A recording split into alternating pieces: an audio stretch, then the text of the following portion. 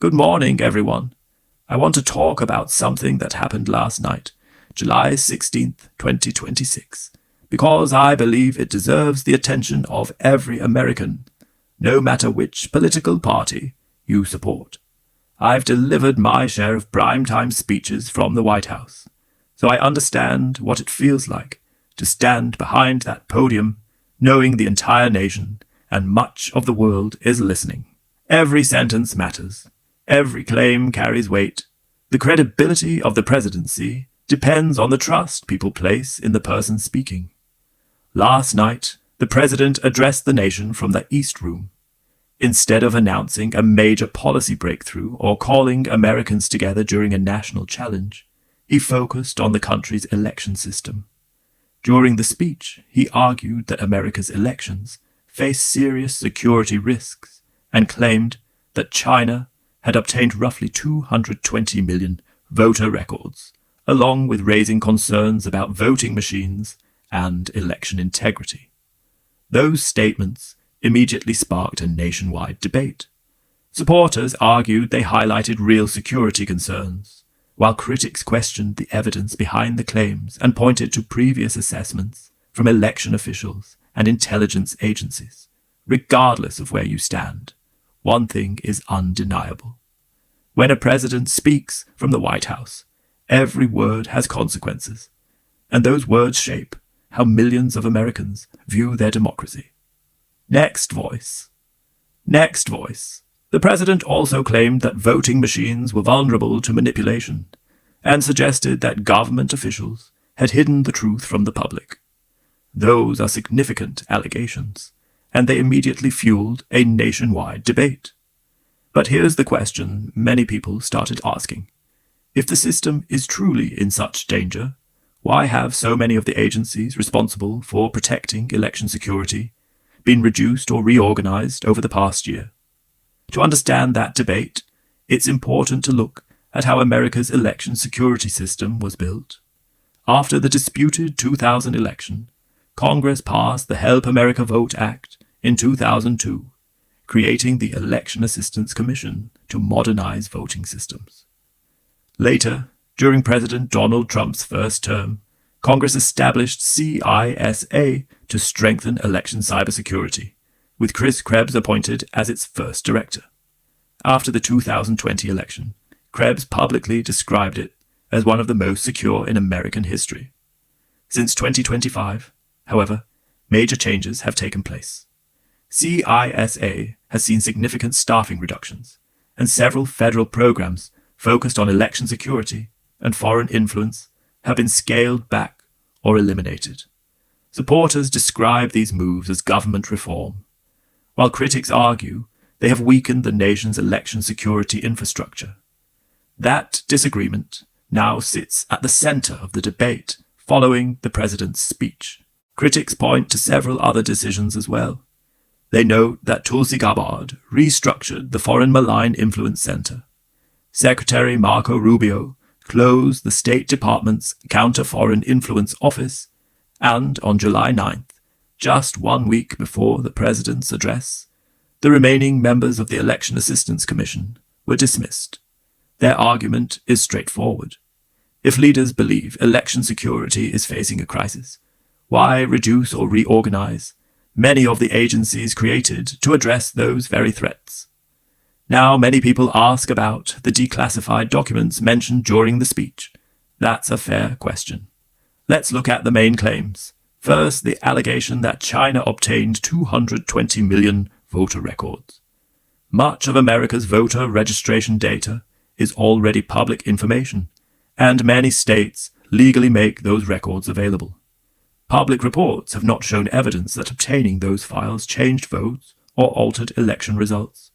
Second, there were claims involving voting machines and Smartmatic. While the company was mentioned during the address, Smartmatic equipment has had only limited use in the United States. Previous intelligence assessments have also stated they found no evidence that foreign governments successfully manipulated American voting systems. Finally, the president raised concerns about non-citizen voting.